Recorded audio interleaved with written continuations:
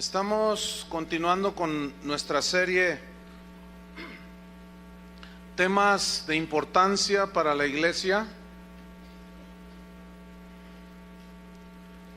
Y hoy vamos a tocar otro tema que se ha arraigado dentro de la iglesia cristiana. Y es un tema que ha causado pues mucha confusión a los cristianos. Y se titula ¿Es bíblico decretar? Y vamos a leer Santiago 4 versículo 13. Cuando lo tengan digan ya.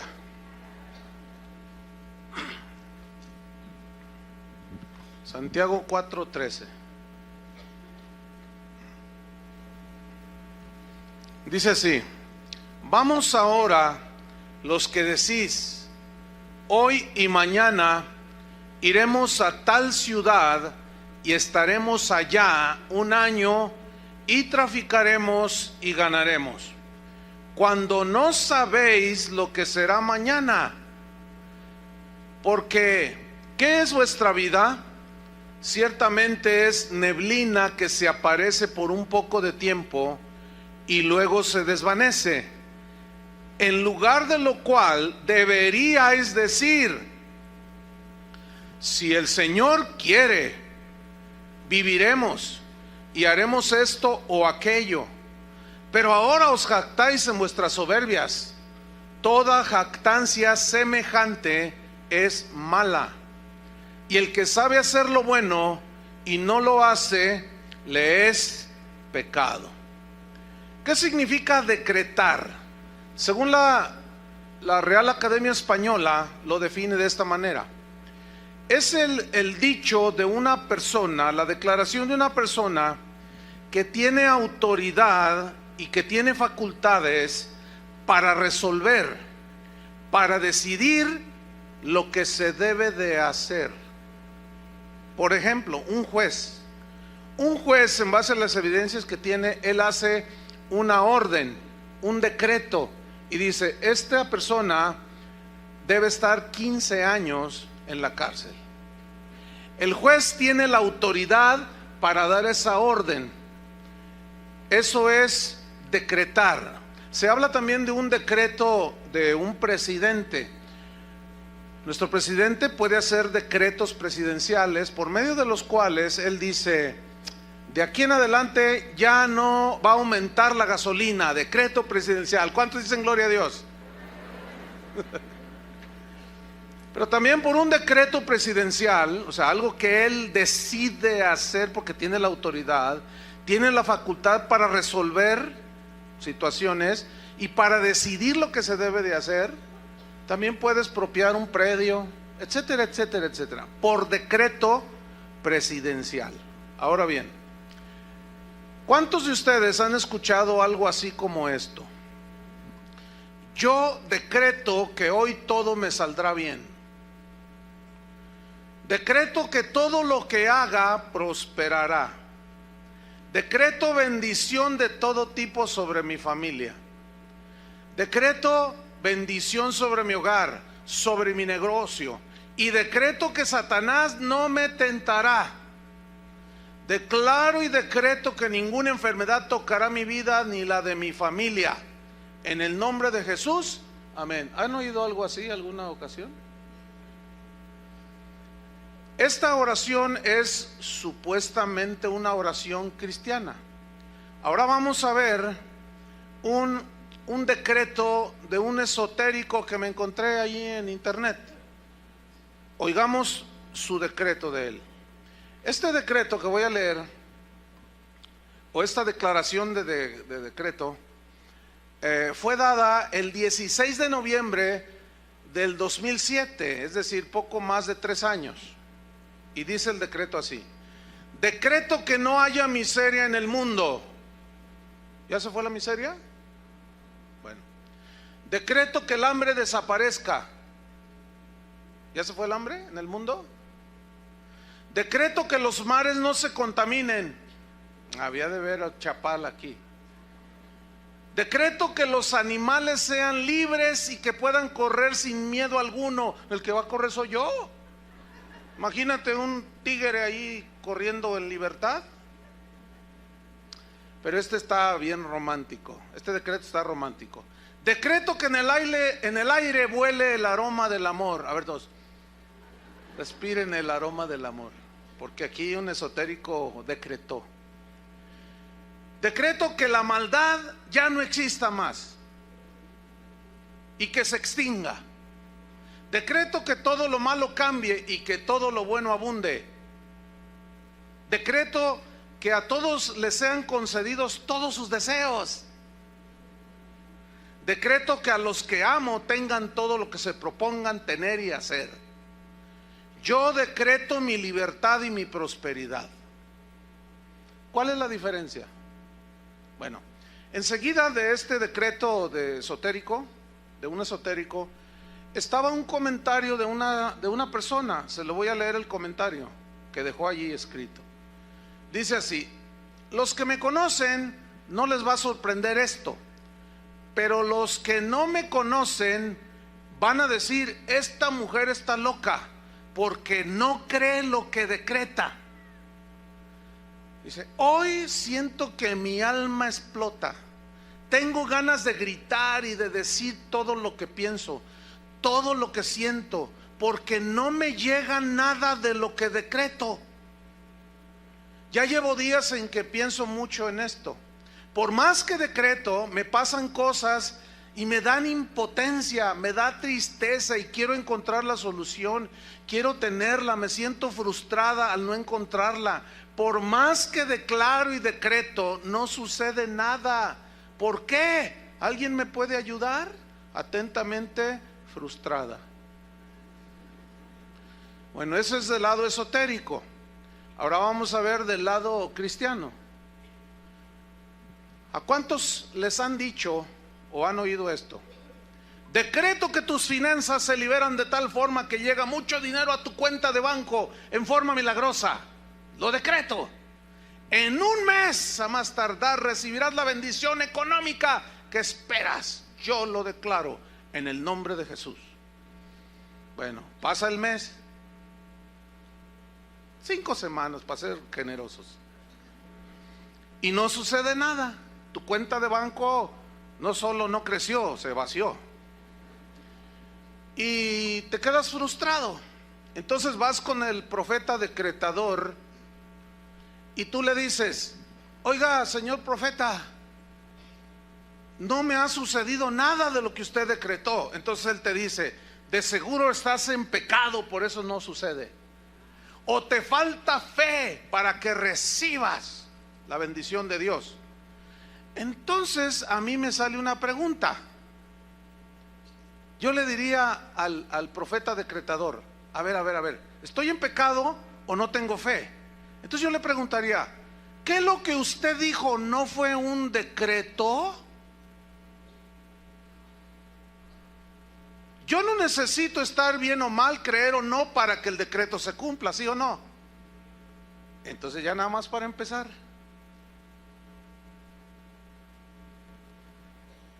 Bueno, contesta el profeta decretador, ¿verdad?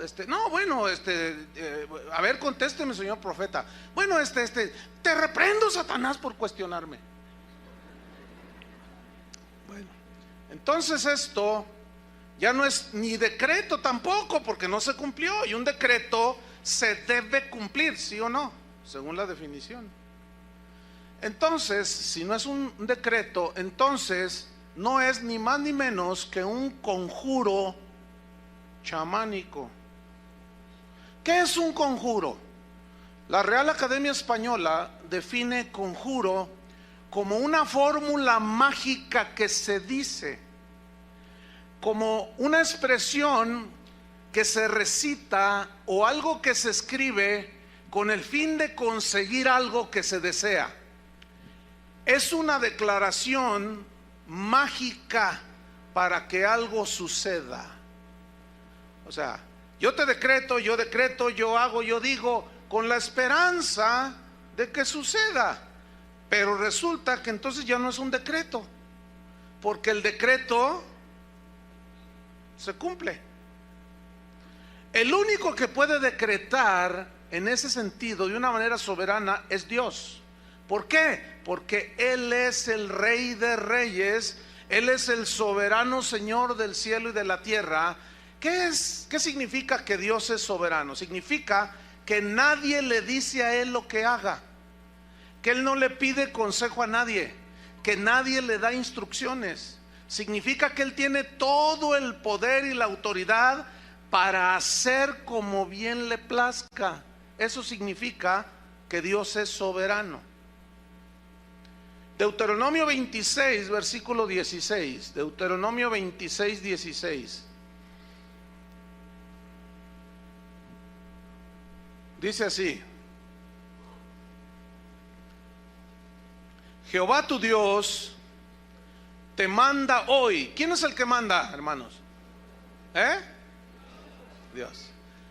Hasta donde yo sepa, no han cambiado los planes de Dios. Él sigue gobernando la iglesia, Él sigue siendo cabeza de la iglesia. Y en la cabeza está el cerebro, que es el que ordena, ¿cierto? Entonces, queda claro, no hay ningún problema, ¿verdad? ¿Quién es el que manda? Dios, ok. Jehová tu Dios te manda hoy que cumplas estos estatutos y decretos. ¿Quién es el que va a decretar cómo se hagan las cosas? Cómo se digan las cosas, cómo creas las cosas, cómo se deben de hacer las cosas. ¿Quién es el que decreta? Dios. Cuida pues de ponerlos por obra con todo tu corazón y con toda tu alma. Has declarado solemnemente hoy que Jehová es tu Dios. El problema con el decreto y la declaración es que son diferentes. Una declaración es algo que ya, por ejemplo, yo digo, yo declaro que el Señor está aquí. Eso no es un conjuro, sino es una aseguración, porque el Señor está aquí, porque Él prometió estar con nosotros todos los días hasta el fin del mundo. Entonces, yo declaro y proclamo que el Señor está con nosotros. Esa es una verdad. No estoy diciendo decreto que Él está aquí. No, como que decreto. Suena hasta raro, ¿no? Entonces no hay que confundir lo que es una declaración de algo que Él ya hizo a un decreto que es lo que yo quiero y ordeno que suceda. Entonces estamos viendo que Dios es el que decreta. Pero luego dice en el 17: y tú has declarado solemnemente hoy que Jehová es tu Dios, y que andarás en sus caminos, y guardarás sus estatutos, sus mandamientos y sus decretos, y que escucharás su voz. Entonces, según esta definición de decretar, según la Real Academia Española, que es la autoridad y facultad que tiene una persona para resolver asuntos, para decidir lo que se debe y no se debe hacer, en base a esa definición, a mí me surgen dos preguntas. Número uno: ¿será bíblico que los cristianos decreten y digan lo que debe suceder? Número dos: ¿será bíblico que los cristianos decreten su prosperidad?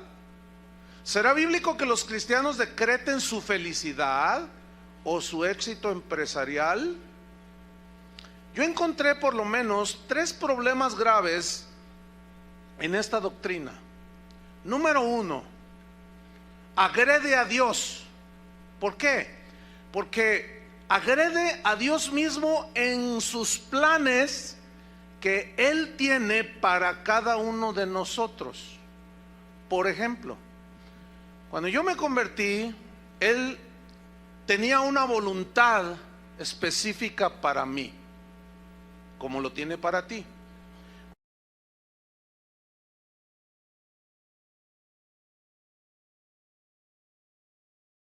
Y la tercera cosa que yo encontré es que el que decreta se pone en lugar de Dios, porque Dios es el Rey soberano y Él está en su trono. Entonces, si yo me pongo a decretar, porque decretar son declaraciones, no es ni siquiera oración. El que decreta entonces se pone en el lugar de Dios y le dice: Señor, hazte para allá, porque tú me diste autoridad a mí, ¿no? Y yo estoy aquí, entonces tú me delegaste esta autoridad y pues yo la voy a usar. Entonces yo voy a bendecir a todo mundo, yo le voy a decretar a todo mundo. ¿Cuántos tienen negocios? Y levantan la mano. ¿Cuántos tienen negocios? A ver. Entonces ya levantan las manos. Entonces, yo decreto que tu negocio en un año, 5 sucursales. Yo decreto que tu negocio va, y yo decreto, espérame. ¿Cómo sabes si en lugar de 5 van a ser 20 sucursales? Y yo ya le bajé a la bendición. No podemos ponernos en el lugar de Dios. El único que tiene autoridad para decretar, para resolver de maneras diversas y para decidir lo que pasará en nuestras vidas es Dios. Ningún hijo de Dios debe ponerse en la silla del trono de Dios para decretar y decidir cómo deben de hacerse o no deben de hacerse las cosas. El argumento que usan los que practican esta doctrina está en Apocalipsis 1, 5 y 6. Abra su Biblia. Ellos dicen: decretamos porque el Señor nos hizo reyes y sacerdotes, dicen. Entonces ellos utilizan esta lógica. Dicen: ¿qué hace un rey? Pues reina, ¿no? Entonces nosotros, Él nos hizo reyes para que reináramos. ¿Y qué hace un rey? Un rey emite ¿qué? Decretos. Pero esa lógica no tiene sustento en la Biblia. Vamos a escudriñar aquí. Apocalipsis 1:5, ¿ya lo tiene? Dice así: y de Jesucristo, el testigo fiel, el primogénito de los muertos y el soberano de los reyes de la tierra, al que nos amó y nos lavó de nuestros pecados con su sangre. Versículo 6: y nos hizo reyes y sacerdotes para Dios su Padre. A Él sea la gloria e imperio por los siglos de los siglos. Amén. Ok. Estas personas interpretan estos versículos así. Esto es tomado de una predicación de uno de los que decretan de esta manera, y él está enseñando a un público amplio y dice: la autoridad de rey que tenemos es un derecho delegado por Cristo a sus hijos, y esta autoridad es para ejercer dominio y señorío. Dios le ha dado a cada creyente el derecho de ejercer poder y autoridad en su nombre. Poder es la habilidad divina para obrar cualquier cosa. Pongan mucha atención a lo que dice, ¿eh? Él te ha dado autoridad y poder para ordenarle a las circunstancias, a los problemas que se dobleguen. Tú tienes la autoridad para decretar y ordenarle a los problemas que se solucionen. Lo único que debes hacer es decretarlo en el nombre de Jesús. Simplemente tú le dices en el nombre de Jesús a las cosas y tú lo decretas, y estás usando el poder que Dios te dio y lo liberas a través de tu boca. Tu boca Dios te la dio para decretar, para atar y desatar.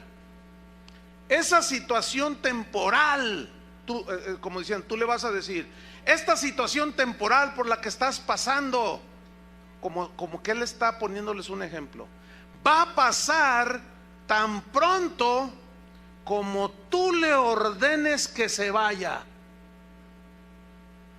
y que ordenes a los cielos y le des órdenes a la tierra en el nombre de Jesús.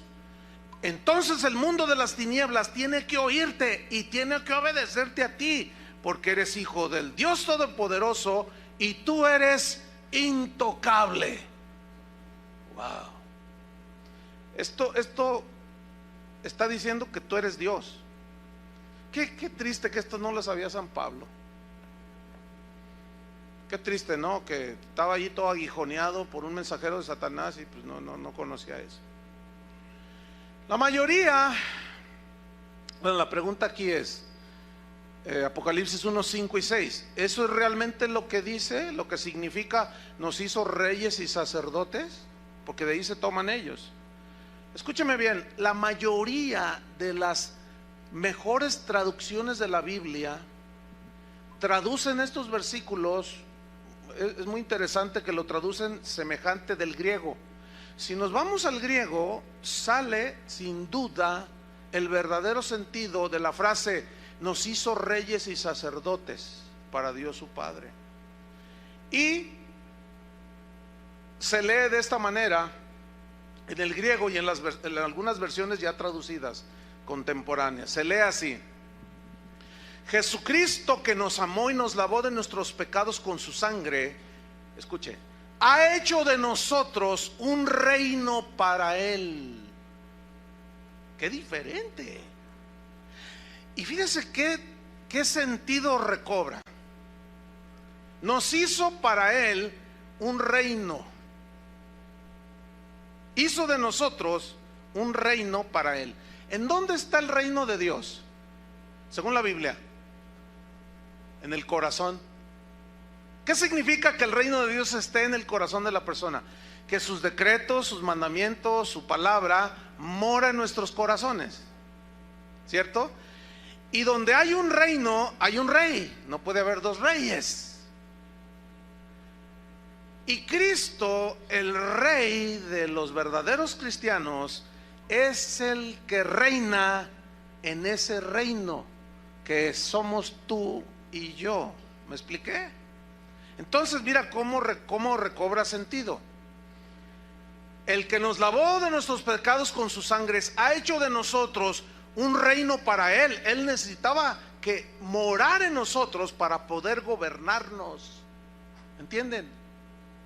Ha hecho para Él de nosotros un reino y nos hizo sacerdotes también para que sirvamos a Dios su Padre. A Él sea el poder y la gloria por siempre, así sea. Ok, Cristo gobierna, tiene su reino implantado en sus hijos, ¿sí o no?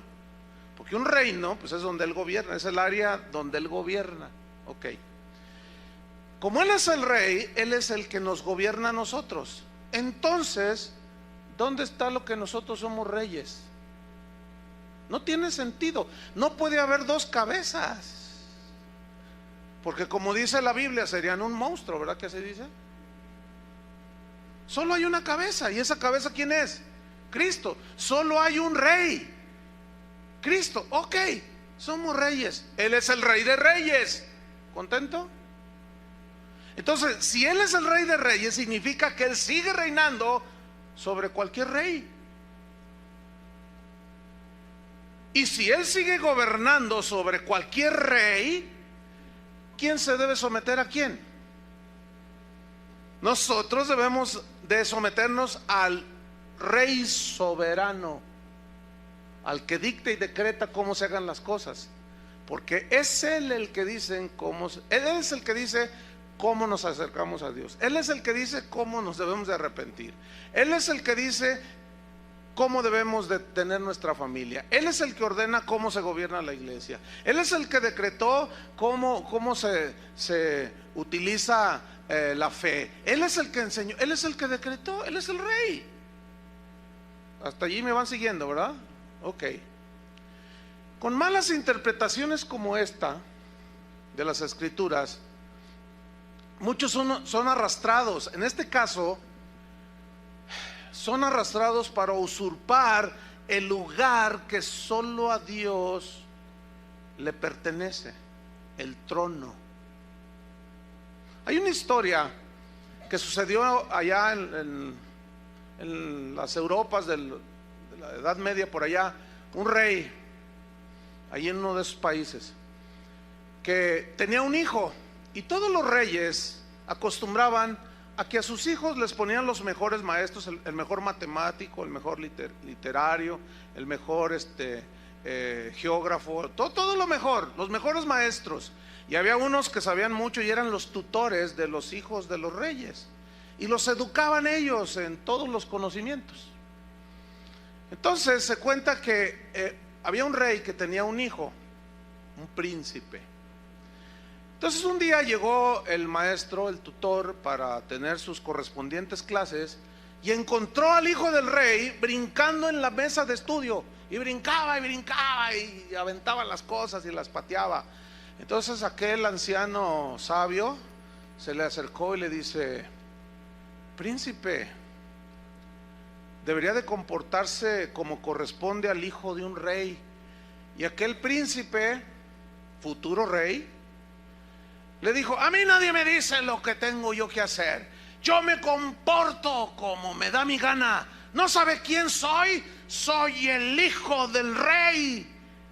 Y aquel hombre sabio le contestó: precisamente porque eres el hijo del rey, no te puedes comportar como te da tu gana, sino como te debes comportar. Y cayó al mozalbete príncipe. Y nosotros decimos: somos hijos del rey. ¿Cuántos saben que somos hijos del rey? ¿No sabe quién soy?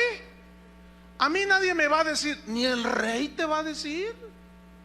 A mí nadie me va a decir cómo yo haga las cosas. Yo aquí mando. A ver, espérame. Reyesillo de Tepito o de Santa Tere, pues, más cerquita. Cálmate, reyesito. Ok, el padre de aquel príncipe murió, y el muchacho en su momento llegó a ser rey.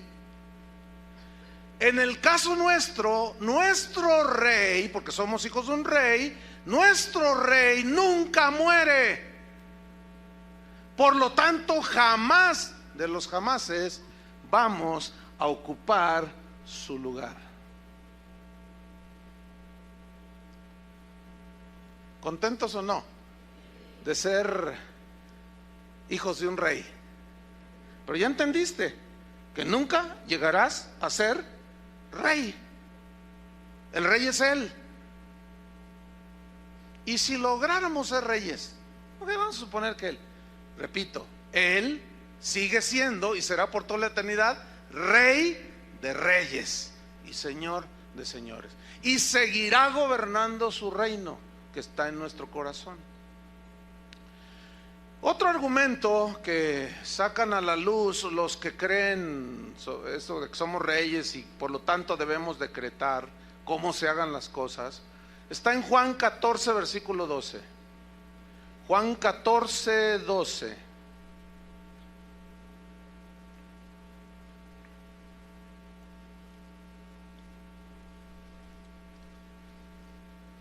Algunos se confunden un poco y dicen: pastor, entonces ¿cómo entender los pasajes cuando dice en Marcos: vayan y prediquen el evangelio, en mi nombre echarán fuera demonios, en mi nombre los enfermos sanarán, en mi nombre esto, en mi nombre esto? Bueno, esa autoridad sí se nos dejó. Oramos nosotros en su nombre por un enfermo, pero ¿quién es el que lo sana? Dios. Ahora, ¿cuántos saben que no todos los enfermos se sanan cuando oran por ellos? ¿Por qué? Porque sobre de eso está la soberana voluntad de Dios. Así es, la respuesta es sencilla. Juan 14, 12. ¿Ya lo tiene? Dice así, este es otro argumento que los decretadores sacan a la luz. Dice así, pongan mucha atención, dice: de cierto os digo, el que en mí cree. Entonces yo les pregunto a ustedes, ¿cuántos creen? Bien. El que en mí cree, las obras que yo hago, él las hará también. ¿Cuántos dicen amén? Pero luego dice: y aún mayores hará, porque yo voy al Padre. Uy, ¿cuántos han escuchado algo como esto? ¿Qué dijo Jesús ahí? Que todas las cosas que Él hizo, nosotros las vamos a hacer, y no solo como Él, sino aún mayores. Y todos, ¡ah! ¿Ha oído eso? Ellos interpretan así: Cristo nos dejó la autoridad para hacer milagros y maravillas, aún mucho más grandes que los milagros que Él hizo y que las maravillas que Él hizo. pero para fin de que sucedan, tenemos que decretarlo, dicen. Él lo dijo allí, ¿sí o no? La gente dice, amén. Ok, la respuesta viene a continuación. Vamos a suponer que la interpretación que le dan es correcta, que sí vamos a hacer mayores milagros, mayores señales, que esa es la interpretación típica. Pero si esta interpretación fuera la correcta, yo tengo por lo menos 5 preguntas. Tengo como fácil, saco 50 preguntas, pero nada más voy a decir 5 preguntas. Número 1, si esta interpretación es correcta, enséñeme quién ha muerto y ha resucitado por sí mismo. ¿Conoce a uno que haya muerto y haya resucitado por sí mismo? ¿Conocen alguno? A lo mejor alguien que nos escucha en internet dice, ¿yo? Bueno, ok. Igualaste las obras de Cristo, pero no fue mayor. ¿La igualó? ¿Sí o no? Si esa interpretación fuera correcta, enséñeme aquel que ha caminado sobre las aguas. Enséñeme a uno. ¿Conoce alguno que ha caminado sobre el lago de Chapala?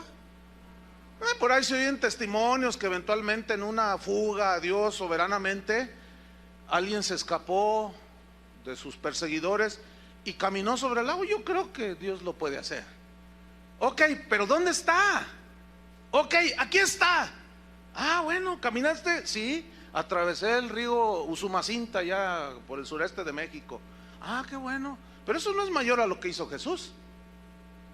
Estamos hablando de que Él dijo, las harán mayores, ¿no? Eso no es mayor, caminó. Otro puede decirme, no, yo conozco a un apóstol que caminó sobre las aguas. Y no solo caminó, sino también se elevó como Jesús, se llama Chris Angel. Ese apóstol está poderoso. Miren, si ese tipo dijera que era cristiano, hiciera las cosas que hace, muchos, olvídenlo, lo tendrían como el ungidazo de Jehová, porque son tan ignorantes que no saben discernir. Fíjense, si un simple tipo, un ilusionista, puede imitar lo que Jesús hizo, son trucos, sabemos, ¿no? Y una que otra magia por ahí media satanoide, ¿eh? La puede igualar, nada más. Entonces, si esa interpretación fuera correcta, yo quiero que me enseñen ustedes aquel que multiplicó un plato de pozole para 10,000 personas.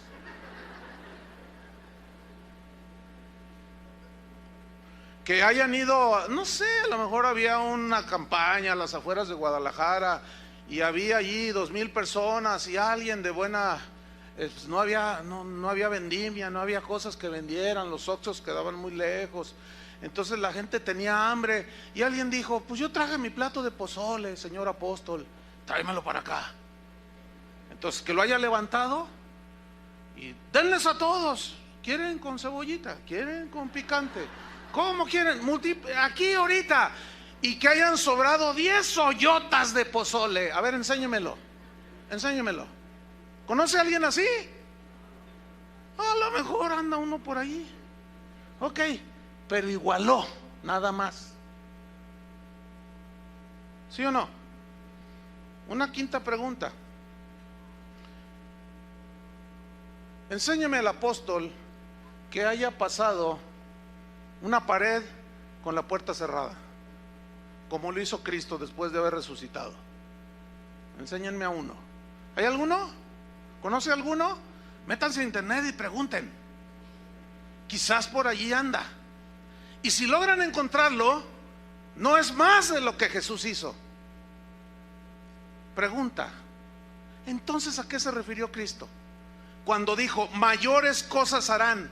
Es obvio que a milagros y señales y maravillas no se refirió, porque si no, entonces ¿dónde están? Todos esos que predican de que nosotros haremos mayores cosas que Cristo, ellos no hacen, ni siquiera lo igualan. No pueden ni creer para que se les multiplique el pan en su casa y van al monte de Piedad a empeñar el reloj en el nombre de Jesús. O sea, no solo ni las igualamos siquiera, mucho menos las hacemos mayores. Entonces, ¿a qué se refiere Jesús? ¿Qué quiso decir aquí? La clave está en el pasaje, la clave está en la frase, porque yo voy al Padre. Esa es la clave para interpretar el versículo. O sea, las obras que ustedes hagan las van a hacer igual que yo, pero aún las harán mayores, dijo. ¿Qué dice el versículo 12? Porque yo voy al Padre. ¿Qué significa? Escúcheme bien. La única manera en que los verdaderos creyentes harían las obras mayores que Cristo fue cuando Jesús les dijo: pero no los dejaré huérfanos, les enviaré el Espíritu Santo. Y ellos lo recibieron en Pentecostés. Ese Espíritu Santo vino sobre los creyentes, y entonces fue cuando los apóstoles hicieron obras mayores que Jesús.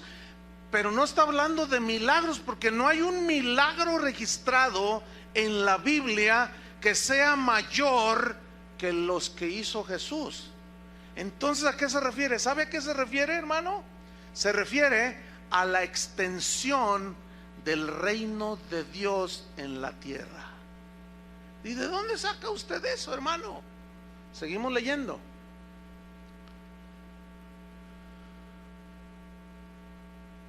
El versículo 13. Quiero que note usted cómo está ligado hacer obras mayores a la oración. ¿Lo alcanza a ver? Versículo 13. Está ligado a la oración. Y si todo lo que pidierais al Padre en mi nombre, lo haré para que el Padre sea glorificado en el Hijo. Si algo pidierais en mi nombre, yo lo haré. Y si me amáis, guardad mis mandamientos. Número 1. ¿Cuál fue su mandamiento cuando Él se despidió de ellos?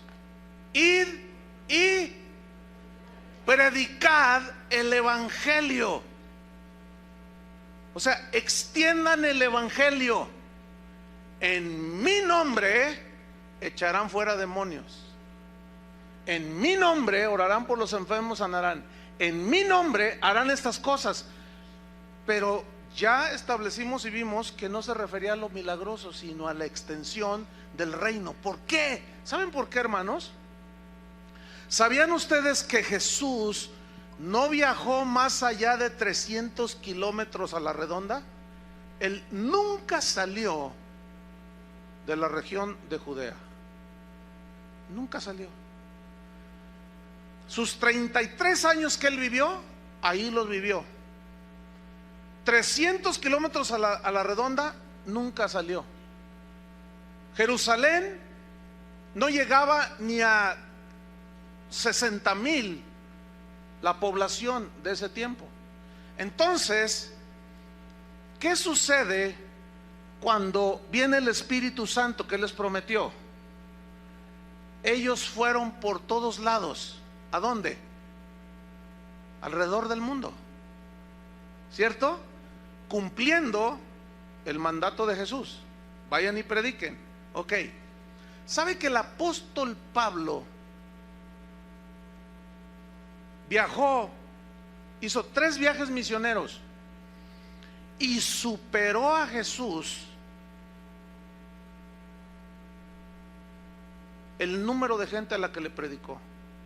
Superó a Jesús con mucho los países y las naciones que Él tocó con sus pies y predicó. A eso se refería. Pedro mismo, cuando recibieron el Espíritu Santo, predicó, y en un solo sermón, ¿cuántos se convirtieron? 3,000. Estableció el reino de Dios en 3,000 nuevos creyentes. ¿Sí o no? A Jesús nunca se le convirtieron 3,000 en un mensaje. Al contrario, al final de su vida se quedó con 11. ¿Sí o no? A eso se refería. Le voy a decir algo, hermano. En los años 90 yo hice un viaje. En esos años yo viajé muchísimo por todo el mundo. Hice un viaje en una ocasión, en los años 90, al Sudamérica. En un mes, hermano, yo le prediqué a más de un...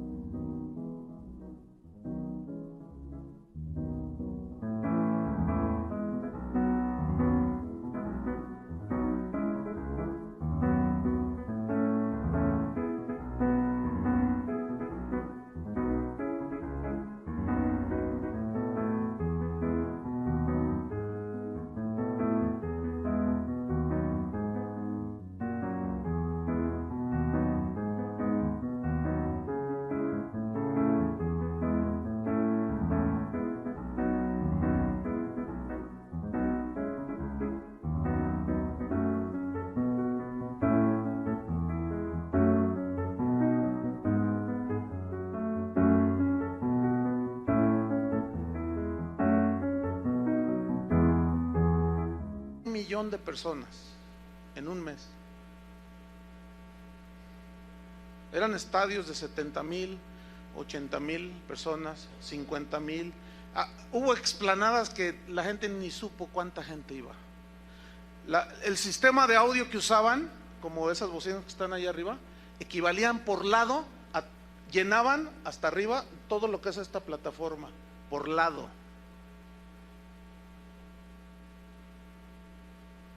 Le gané a mi Cristo. A eso se refería, hermanos. ¿Saben que este mensaje sale a todo el mundo en tiempo real? En este preciso momento del registro que tenemos, hay no sé ahorita cuántos países serán que nos escuchan ya continuamente, pero 150 países, más de 5,000 ciudades principales de esos países en este momento están escuchando esto. ¿Sabe a cuántos miles de personas equivale eso? Imagínense nada más. Cuando yo termino de predicar, en una hora, la gente descarga hasta 8,000 veces, 8,000 descargas en una hora este mensaje, en una hora. Yo me asusto. Cristo nunca tuvo un auditorio así. No sé si me estoy explicando. O sea, lo que estoy diciendo obviamente está lejos de jactancia y esas cosas, ¿no? Usted entiende. Pero ya ve que hay gente que saca del contexto los audios y luego te hacen que hagan lo que quieran. ¿Sabe usted que en los tiempos de Jesús, Jerusalén tenía 55,000 habitantes? Y la fiesta más concurrida era la fiesta de la Pascua, que venían de África, venían de Asia, gente que se desplazaba, inundaban las calles de Jerusalén, y como son estrechas, o sea, aquello era un hervidero de gente. A lo más se juntaban 180,000 personas. Bueno, 180,000 personas nunca fue un auditorio al cual Jesús le hablara. El auditorio más grande al que Jesús predicó fue en el sermón, cuando él multiplica los panes. Dice que había 5,000 varones, sin contar las mujeres y los niños. Y vamos a ser generosos, vamos a poner 20,000 personas, contando las mujeres y los niños. Ya ven que son las que más abundan, y los que más abundan son como más nobles con el Señor y como que se acercan más al Señor. Y los varones hasta se duermen cuando van a la iglesia. Entonces 20,000, bueno, vamos a ser generosos, 25,000. Ese fue el auditorio más grande de Jesús. Mire, yo no tengo el cálculo, pero ¿se puede imaginar cuánta gente me está escuchando ahorita? No sé. Dice Héctor Ursúa que que el contador parece reguilete, que no se para. Cuando la gente ingresa a la página, porque hay un contador que registra cuántas visitas son. Cuando el desafío del ministerio dice, ¿sabes qué? Hubo récord de audiencia, fueron quién sabe cuántos puntos y quién sabe cuánta cosa, que solo los entendidos en eso saben entender. Pero a eso se refirió Jesús, hermanos, no hacer milagros más grandes que los de Él, porque ¿dónde están? ¿Dónde están? Entonces es obvio que no se refería a eso, sino a la extensión del reino. Entonces estamos llegando a una conclusión. ¿Son bíblicos los decretos que hacen los cristianos? A mí me interesa no que funcione, sino qué dice la Biblia. ¿Sí o no? Entonces cuando yo voy a la Biblia, porque esto es para los que creen en la Biblia, no todos los que se dicen cristianos creen en la Biblia, ¿eh? Hay unos, como por ejemplo los católicos, dicen creemos en la Biblia, pero en las tradiciones también, en la tradición de la iglesia. Otros dicen, bueno, creo en la Biblia, pero en la revelación de mi apóstol. Creo en la Biblia, pero en las revelaciones proféticas que me da Pancho Pantera, el profeta Pancho Pantera. No. Las escrituras son la fuente para el cristiano, son la única fuente de revelación para el cristiano. Entonces las escrituras son las que nos van a decir a nosotros qué creer y qué no creer, no lo que se me antoja a mí, porque son los decretos de Dios. Pablo decía, deben de acostumbrarse a no pensar más allá de lo que está escrito, les dijo a los corintios. Entonces a mí me interesa qué dice la Biblia. Ahora, ¿cómo enseñó Jesús a orar? Porque él enseñó a sus discípulos. Vamos a Mateo, vamos rápido. Mateo capítulo 6, versículo 6. Aquí está el sermón del monte, curiosamente, que empieza desde el capítulo 5 hasta el 7. Y está enseñando a una multitud que estaba allí en el monte, a las faldas del monte. Y él se sentó y comenzó a enseñar a sus discípulos. Y aquí en Mateo 6, versículo 6, él está enseñando sobre la oración. Pregunta, ¿por qué no les enseñó sobre decretar? ¿Por qué él no les iba a enseñar algo que le compete a él solamente? Así de fácil. Mateo 6:6. ¿Listos? Dice así, él está enseñando. Mas tú cuando decretes, ¿así dice? No, porque ni siquiera el decretar es oración. El decretar es una afirmación. ¿Sí o no? No, aquí Jesús dice, cuando ores. ¿Qué es orar? ¿Alguien puede decirme qué es orar? Hablar con Dios, así de sencillo. Señor, estoy triste, fortaléceme, mi hijita está enferma, Señor, necesita sanidad, yo sé que tú puedes sanarla. Entonces tú le pones tus manos y oras por ella en el nombre de Jesús. Y tú estás orando, o simplemente estás orando y le estás diciendo, gracias, Señor, por estos alimentos que me voy a comer, por este plato de pozole no multiplicado. Mas tú cuando ores, dice, entra en tu aposento, pongan mucha atención, y cerrada la puerta, ora a tu Padre que está en secreto, y tu Padre que ve en lo secreto te recompensará en público. Y orando, no uséis vanas repeticiones como los gentiles. ¿Quiénes son los gentiles? La palabra gentil significa pagano. Fíjese, también los paganos oran. Dice, pero tú no seas como los paganos que usan vanas repeticiones, que piensan que por su palabrería serán oídos. Ellos piensan. Dice, no os hagáis pues semejantes a ellos. No sean como los paganos que hablan y hablan y hablan. No, ustedes no van a ser así. Porque vuestro Padre sabe de qué cosas tenéis necesidad antes que vosotros se las pidáis. Y una señora así, de esas que son humildes, sencillas, pero de buen corazón, preguntó: oh, pastor, ¿y qué caso tiene si él ya sabe mis necesidades? ¿Para qué quiere que se las pida? Pues para que tengas comunión con él. ¿O a ti te molesta que tu hijo te pida? Pues no. Imagínate que tu hijo te dice: mamá, ¿me puedes dar de comer? Tengo hambre. ¿Me das de comer? Dame, ándale de comer. Entonces tú le contestas: ¿y por qué me pides si yo ya sé lo que tengo que hacer? ¿Pero te molesta que tu hijo te pida de comer? Pues tampoco a Dios le... Y tú ya sabes que tienes que darle de comer, pues tampoco a Dios le desagrada. Porque tú como padre, pues te sientes bien, ¿verdad? Que llegue tu hijita y te diga: papi, papi, ¿me puedes comprar zapatitos? Mira, ya sé de qué sabor son los chicles. Sí, hijita, ya sabía, pero apenas es la quincena.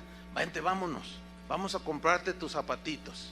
¿Qué, se molesta el padre? No, tampoco Dios se molesta. Pero aquí el punto es: no uséis, ¿qué? Vanas repeticiones. Esa frase en el griego, batalogeo, significa, escuchen bien, repetir algo ociosamente. ¿Qué es ociosamente? Sí, sin ton ni son, que ni sabes lo que dices. Significa parlotear sin medida. O sea, dice el diccionario, es decir, proferir frases carentes de significado espiritual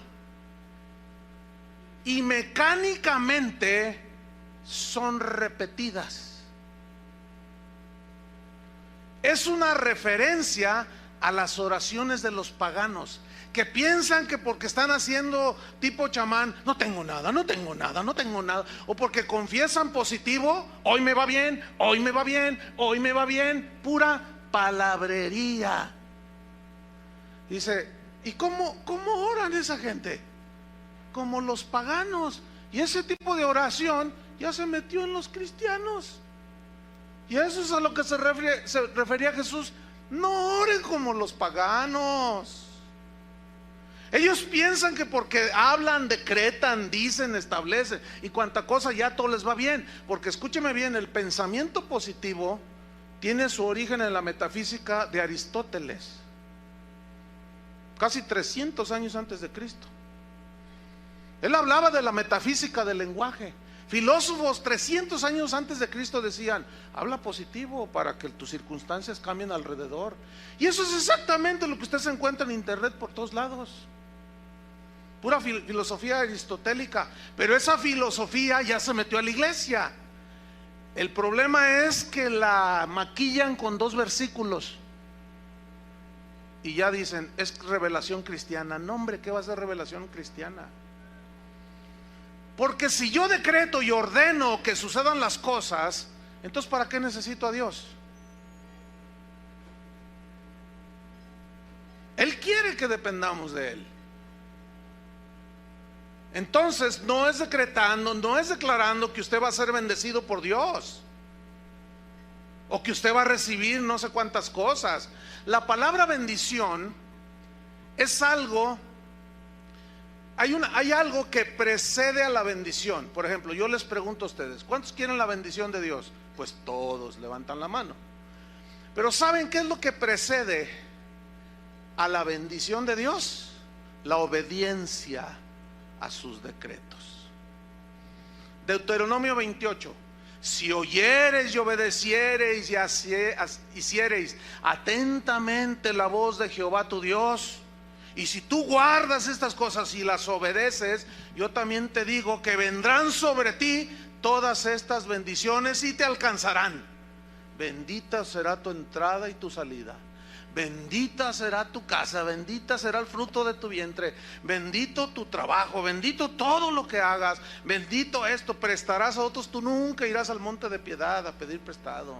Tú serás cabeza y no cola, la bendición de Jehová estará sobre ti, tus graneros serán bendecidos, abundarán, Jehová te bendecirá. hasta el versículo 14, y todos dicen gloria a Dios, aleluya, pero nadie predica del 15 en adelante. Nadie, yo no he escuchado eso, de verdad. Eso de Deuteronomio 28, de los decretadores de la bendición, nada más citan hasta el 14, pero a partir del 15 hasta el 60 y no sé cuántos son más. Dice, pero también te digo que si no obedeces a Jehová tu Dios, vendrán sobre ti todas estas maldiciones y te alcanzarán. No te ajustará la comida, tus hijos serán rebeldes, tú te volverás loca. Así dice. Desvariarás en tu mente, dice. Pedirás prestado, serás esclavo de otros. Entonces, ¿quieren la obediencia? ¿Quieren la bendición? Obedezcan la palabra de Dios. Todas las promesas de Dios están condicionadas a la obediencia. Todas. Absolutamente. Entonces, si yo decreto para ustedes prosperidad, escúcheme bien, anulando tu estado espiritual actual, si tú andas en adulterio, si tú eres un ladrón, si tú eres, iba a decir político, pero no es sinónimo así tan descarado, ¿no? Si tú eres qué sé yo, un defraudador, si tú eres un zeta que viene a la iglesia, si tú, o sea, eres lo que seas, ¿verdad? Y ya crees que lavas tus pecados porque vienes aquí, entonces te encuentras con el predicador y dice, Dios te ama como estás. Si a veces no soy tan malo. Ayer descuarticé a uno, pero pues ahí está hablando el hombre de Dios, está diciendo que como sea, Dios me ama. Entonces yo decreto que tu negocio prosperará. Yo secuestro 2 al mes. 10, Dios me va a bendecir. Pues yo obtengo mi ganancia de aquí y de acá. Entonces, si el predicador hace a un lado el estado espiritual de la gente y empieza a decretar bendición y prosperidad, y que tus hijos serán los dueños de la Universidad de Guadalajara, y que quién sabe qué tanto, y que tus hijos van a ser los reyes de no sé qué, y que tú y que más allá, escúchenme bien, hermanos, toda esa gente la están mandando derechito al infierno. ¿Cómo mis decretos? ¿Que acaso mis decretos anularán el estado espiritual de las personas? Imposible. Y esta gente habla, usted decrete, ¿qué quiere? ¿Qué quiere? Ordénele. ¿Cómo sabe usted si Dios está tratando con usted? Y lo tiene ahí todo quebrantado. Entonces te dice el decretador, no lo recibas, ordénale que se vaya. Y el Señor te tiene allí y estás ahí peleándote con Dios. Y yo te respeto, Señor, nomás te ve así, mira, con la pura uña nomás te ve así. Y por más que decretes, estimado hermanito, reyesito de la del Fresno, no por eso cambiarán los planes de Dios. ¿Conocen el Salmo 1? Bienaventurado el varón que no anduvo en consejo de malos. ¿Oyeron, varones? No, pues piden oración para que Dios los prospere y se juntan con lo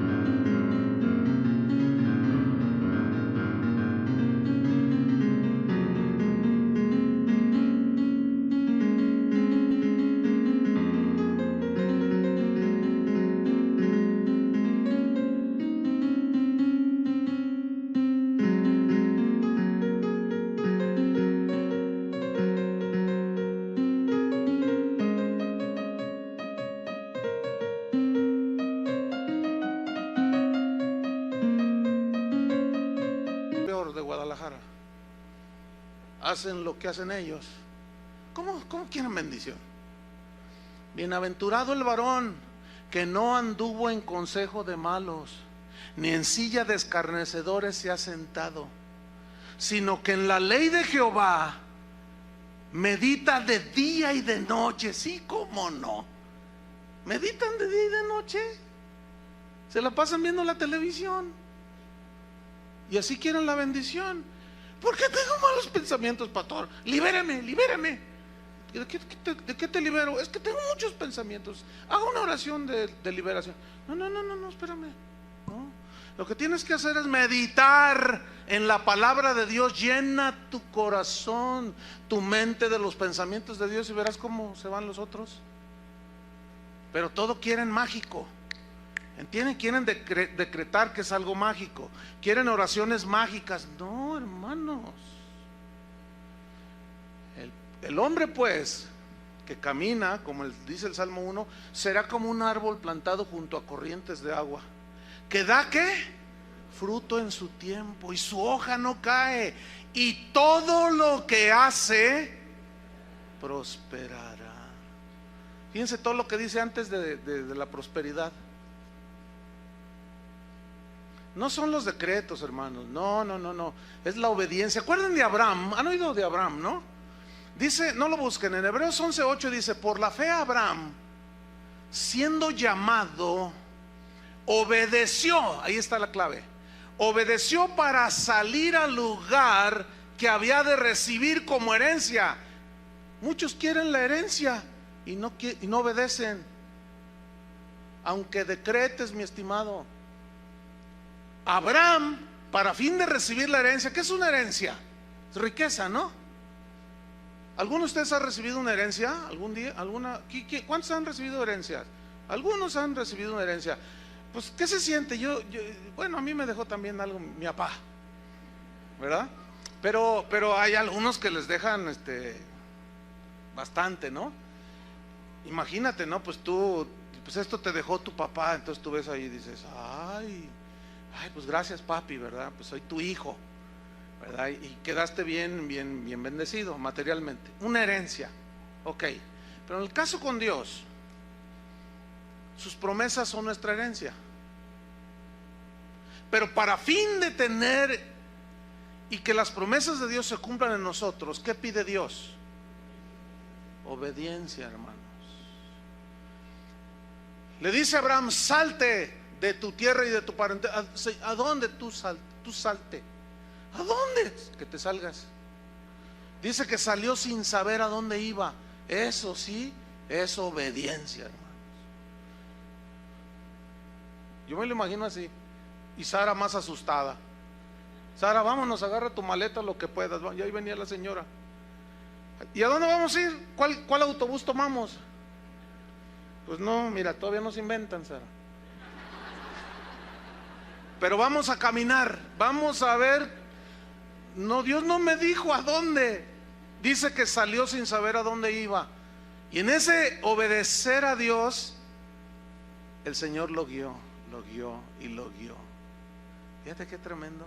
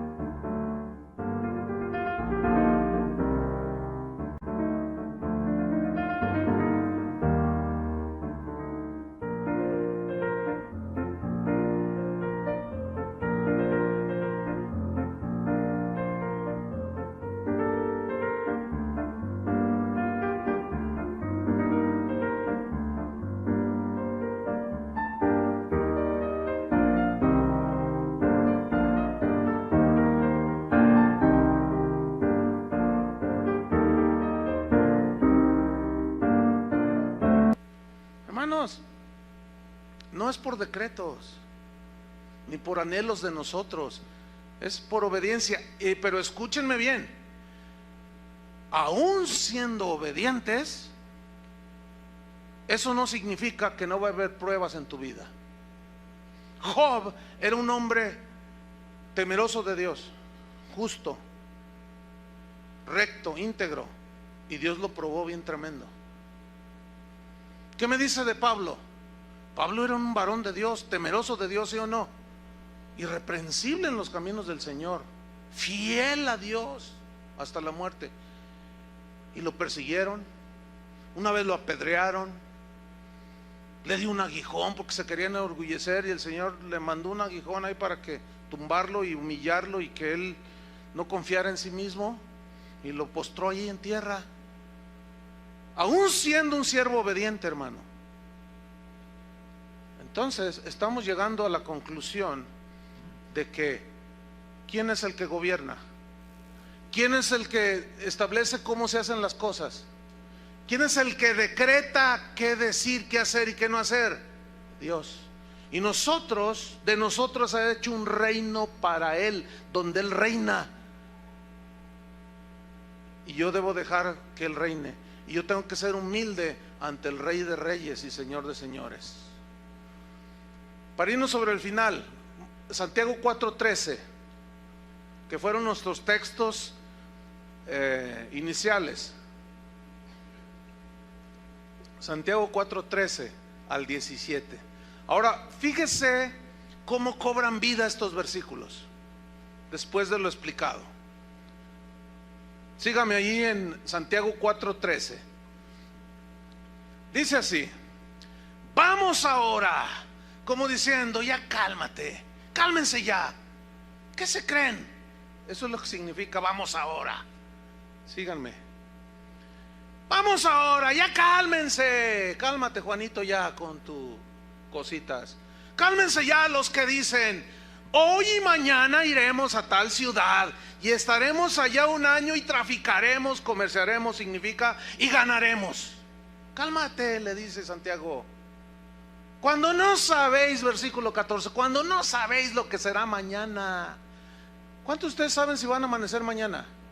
A lo mejor saliendo te aplasta el tren. A ver, ¿quién tiene asegurado la vida? No, dice, cálmate. Esos, vamos, cálmense. Los que andan allí diciendo que yo esto, lo otro, y que voy a hacer esto y que no sé qué. Cálmate. No sabes lo que será mañana. Porque ¿qué es vuestra vida? A ver, les pregunta. Ciertamente es neblina que se aparece por un poco de tiempo y luego se desvanece. ¿Qué somos? ¿Reyes o neblina? Está bueno para un título de un mensaje, ¿no? Versículo 15. En lugar de lo cual deberíais decir, en lugar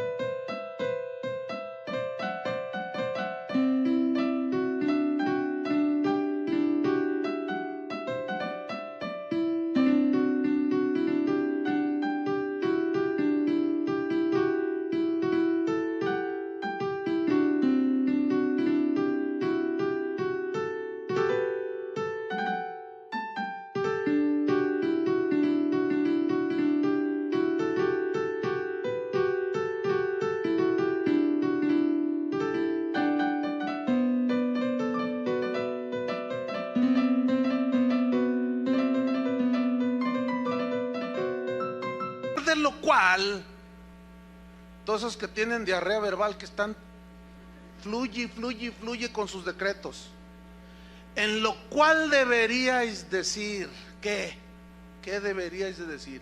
Si el Señor quiere, nota que Él no se opone a que hagamos cosas, Él no se opone, pero lo que se opone es que tú lo hagas a un lado, si es que dices que es tu rey. Si no es tu rey, pues tú di como los del versículo 13. Ah, no, yo les voy a demostrar, en un año hago lana. ¿No estás tomando en cuenta a Dios? ¿Ah? En lugar de lo cual deberías decir, si el Señor quiere, viviremos. Es decir, que cuando alguien se muere, ¿qué significa? Que ya Dios dijo hasta aquí. Entonces, ¿de dónde sale eso de reprender a la muerte?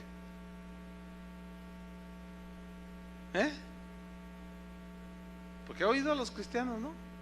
Y si están reprende y reprende y reprende y atando y no sé cuánto y decretando que la muerte se larga y se muere el enfermito allí y están todos así derrotados, pero obviamente el decretador dice: no, lo que pasa, les faltó fe, el diablo se lo llevó, los deja peor a los deudos ahí.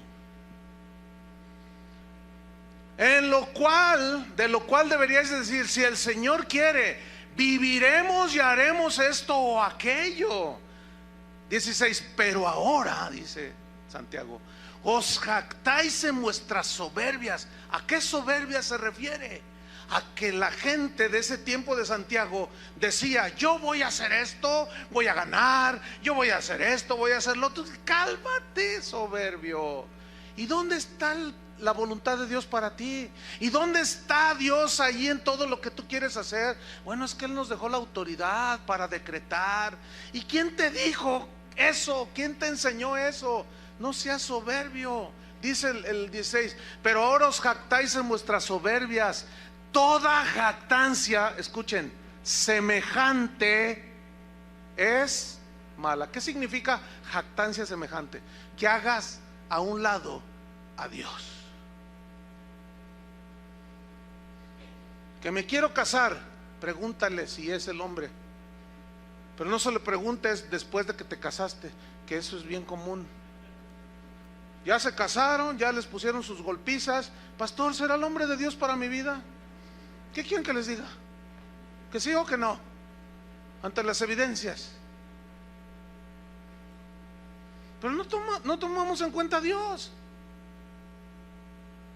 ¿Quieres hacer un negocio y ni te acuerdas de Dios? ¿Quieres hacer cualquier cosa? Ni te acuerdas de Dios. Eso es jactancia, eso es soberbia, eso es hacer un lado a Dios. En lo cual deberíais decir: si Dios quiere. ¿Saben que un hermano hace 1 año y medio me dijo: pastor, fíjate que Dios nos bendijo, bueno, recibimos una herencia y bueno, a mí Dios me ha bendecido, queremos hacerte a ti y a tu esposo un regalo de aniversario de bodas. Ah, hermano, ¿de veras? Sí. Queremos regalarte un viaje a Europa. Órale. Todo pagado, todo. 3 semanas y media, casi un mes. Pero vamos a hacer un viaje, dice, porque yo te voy a acompañar, me gustaría acompañarte. Vamos a ir a todos esos países donde Pablo predicó. Y vamos a estar en los lugares donde él predicó. Y vamos a ir a donde Martín Lutero predicaba. Y vamos a ir donde John Hus en Escocia. Y vamos a conocer los lugares donde ese era el tipo de viaje. Así, no, pues yo me emocioné. Entonces le dije: bueno, pues oremos y si Dios quiere vamos. Entonces ya el itinerario y todo, me dice: mira, este es el primer viaje, aquí vamos a volar a España, si Dios quiere ahí vamos a estar 2 días, vamos a visitar ahí no sé qué, a Barcelona, donde desembarcó quién sabe quién, luego de allí, si Dios quiere, de ahí volamos a Alemania, y si Dios quiere, de ahí nos pasamos pues Dios no quiso.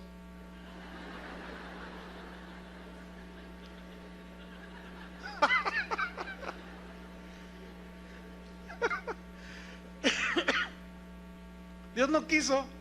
A 1 semana de irnos, unos días, pum, que le da un infarto al hermano y casi se andaba muriendo. Y me dice: vete tú, Chuy, están todos los boletos. Le dije: no, ¿cómo crees? Si te mueres tengo que regresarme. Le dije: no, además no haría yo una cosa así. O sea, se me haría de muy mal gusto. Imagínate, te mueres y pues ¿cómo? No, llego tarde a tu velorio. Y todo risa y risa, ¿no? Pero Dios no quiso. Ahora, usted debería de preguntarme a mí: ¿y cuál fue tu reacción? Está buena esa pregunta, ¿no? Pues como si nada hubiera pasado. Simplemente Dios no quiso. Y yo no me frustré. Aquí está mi esposa: padre, ¿por qué me haces esta? Ya van 4. Porque ya van 4, 2, 3 veces ya con las maletas casi para irnos a Israel, y empiezan a tirar bombas 2, 3 días antes y se vuelve a cancelar. Pero ya sé lo que están pensando algunos que me están oyendo, porque los de aquí ya no piensan así. No, usted oró mal. El diablo lo robó. Usted debió de haber decretado, porque eso era una bendición. Usted debería de haber atado al diablo. Usted hubiera reclamado, usted hubiera. Usted debería de haber hecho.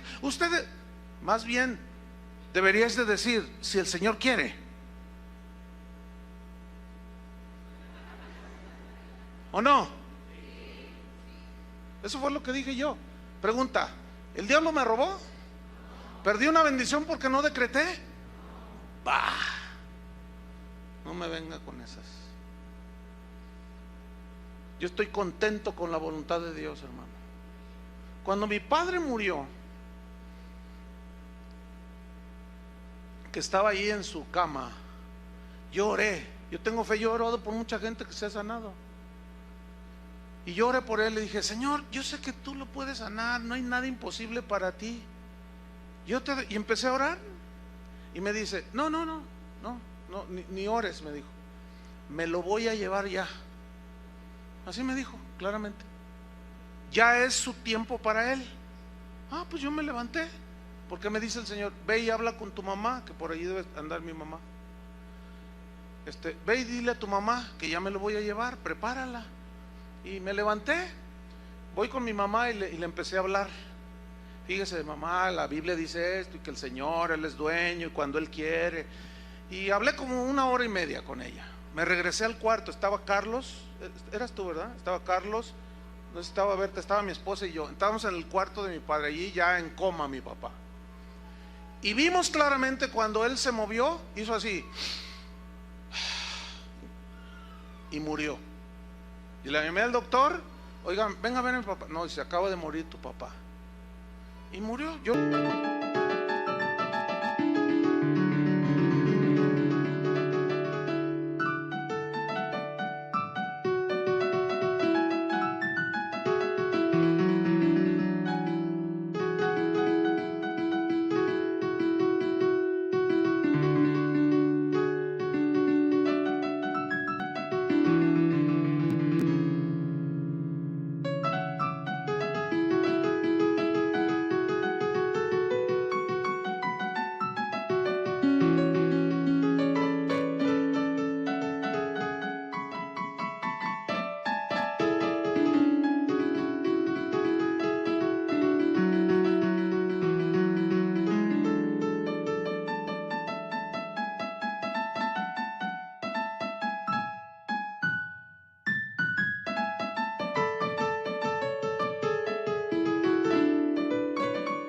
lo vi morir. ¿Se lo llevó el diablo? ¿Debí de haber reprendido a la muerte? A mí Dios me dijo: no ores, es su hora. Y me lo llevo. Decreto que ese niño, ya ven, ni funciona, no se calla. A ver niño, ¿dónde estás?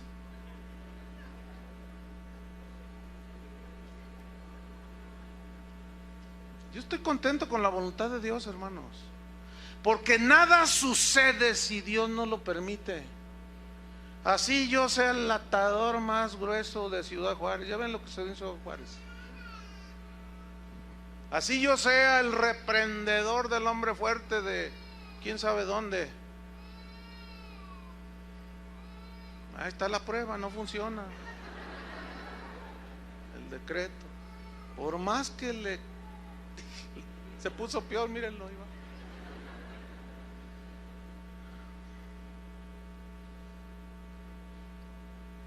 Pero lo terrible está en el versículo 17, hermanos, y terminamos. Y al que sabe hacer lo bueno y no lo hace, le es pecado. ¿Qué significa el que sabe hacer lo bueno? Significa que tú incluyas a Dios en tus planes. Ese es el contexto, no está cambiando de tema.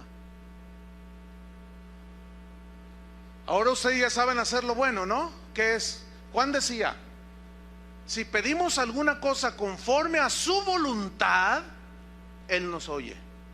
Significa Él nos responde. Lo cual significa que yo le puedo pedir algo que anhelo y deseo, pero si no está en su voluntad, Él no está obligado a responderme. Tengo otro tema allí que he estado desarrollando, que se va a llamar ¿contesta Dios todas las oraciones? La respuesta es no. Y las que no responde, ¿qué son falta de fe? No, necesariamente. Porque entonces Pablo no tuvo fe cuando oró 3 veces a Dios que le quitara el aguijón y no se lo quitó. Pero eso ya será otro tema. Entonces, orar conforme a su voluntad, eso es lo que tenemos que hacer nosotros. Cuando uno de sus discípulos se acercó a Jesús, le dijo: Señor, enséñanos a orar. ¿Qué le dijo Jesús? Vosotros cuando oréis, oréis así, y decid: Padre nuestro que estás en los cielos, santificado sea tu nombre. Venga a nosotros, ¿qué? Tu reino. Haz de nosotros un reino donde tú seas el rey, y nosotros sacerdotes para servir al Padre. Fíjate, ¿ves cómo encaja la interpretación? Venga a nosotros tu reino, hágase tu voluntad como se hace en el cielo, se haga aquí en la tierra. Pregunta: ¿quiénes son los que van a hacer la voluntad de Dios? ¿Los que no lo conocen o los que supuestamente lo conocemos? Nosotros, ¿sí o no? Nosotros somos los que vamos a hacer la voluntad de Dios, porque Él es el rey en nosotros, su reino está en nosotros. Entonces tú y yo somos los que vamos a hacer la voluntad de Él, no nuestra propia voluntad. Pero luego viene algo que no les gusta a los de la prosperidad. Danos hoy 2 millones de pesos en nuestra cuenta. ¿Así dice? Danos hoy nuestro pan de cada día. O sea, cada día oras esperando tu provisión de Dios. ¿Ha oído a los predicadores esos que dicen: no te conformes con ese carrillo, no te conformes con esa casilla allá en Santa Cecilia, no te conformes con esa ropilla que traes? Los hijos de Dios visten con las mejores marcas, los hijos de Dios traen los mejores carros, los hijos de Dios tienen las mejores casas. Cálmate, Nerón. ¿Dónde dice eso? Juan el Bautista apenas le alcanzaba para un par de chanclas y un vestido de camello. ¿Que no tenía fe? ¿Que no era hijo de Dios? Ningún profeta como Juan, dijo Jesús, ha habido. Y ese ni camello traía. No, que no nos venga con esas cosas. Y analice bien, hermano, lo que escucha. Y siempre váyase a la Biblia, siempre. Y perdona nuestros pecados, nuestras ofensas, así como nosotros perdonamos a los que nos ofenden. Y no nos dejes caer en la tentación, y líbranos del mal. ¿Quién va a librar? ¿Tus decretos? ¿O Dios es el que nos libra? Amén.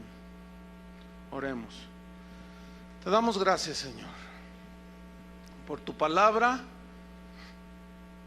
que alimenta nuestro espíritu. Gracias porque tu palabra dice que el que se enaltece será humillado y el que se humilla será enaltecido. No podemos tomar tu lugar, Señor. Tú has dicho: clama a mí y yo te responderé, y te enseñaré cosas grandes y ocultas que tú no conoces. Pero ahora, Señor, ya no hay clamor, ahora hay decretos, supuestas órdenes de cómo se hacen las cosas. Perdónanos, Señor, porque sin duda en algún momento nos hemos visto envueltos al no discernir lo que escuchamos. Corrígenos, Señor, no queremos ponernos en tu lugar. Te reconocemos en esta congregación como el Rey de Reyes, Señor de señores. Gracias, Señor, por el privilegio que nos diste de hacer esas cosas mayores, y que es extender el evangelio como tú no lo hiciste, porque estabas limitado a un tiempo como hombre, a un espacio. Pero ahora nosotros, que somos tu cuerpo, llenamos toda la faz de la tierra. Gracias, Señor, porque tú nos corriges. Cuando oremos, Señor, no levantemos nuestra cerviz orgullosa, sintiéndonos dignos y merecedores de las cosas, sino con humildad, diciendo: Padre nuestro, tú estás en el cielo, tú eres altísimo. Nosotros somos terrenales, mortales, somos neblina, somos como flores del campo, que hoy son, mañana ya no son. Líbranos, Señor, de sentirnos reyes, señores del universo, porque tú eres el que nos proteges, el que nos guardas. Tú mandas alrededor de nosotros a tus ángeles que nos guarden. Tu Espíritu Santo nos guía a toda la verdad. Tu palabra es una lumbrera a nuestro camino. Límpianos, Señor, con tu sangre preciosa de todo pecado, error, falta, ofensa que te hayamos hecho al ponernos en tu lugar, Señor. En el nombre de Jesús te lo pedimos, Señor. Amén. Que Dios los bendiga a todos.